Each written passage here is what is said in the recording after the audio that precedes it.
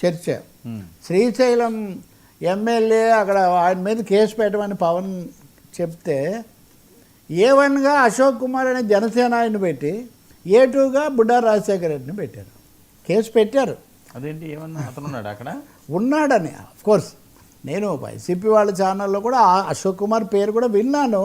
కానీ మొత్తం అందరికీ వచ్చిన ఇంప్రెషను పవన్ కళ్యాణ్ ఇచ్చిన ఆదేశాలు ఇలా అని అనుకున్నారు. కేసు పెట్టారు.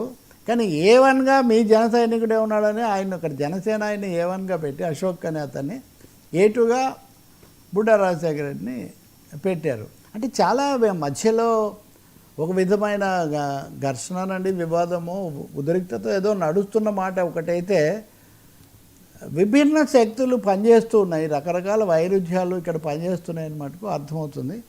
ఇది కొంచెం ఇబ్బందికరంగా కూడా జనసేనకు మారుతున్న పరిస్థితి కూడా కనిపిస్తుంది. వీటన్నిటికీ సమాధానం కోసం మనం విశాఖ కేసు చూడాలి. మరి 30వ తారీఖున ఇవన్నీ ఏమైనా చెప్తారా లేదా? పవన్కి సంబంధించిన అంశాల్లోనేమో వాళ్ళేం మాట్లాడలేదు వాస్తవంగా తెలుగుదేశం వాళ్ళు పెద్దగా.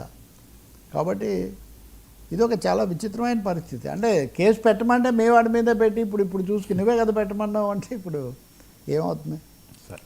సార్ వివేకానంద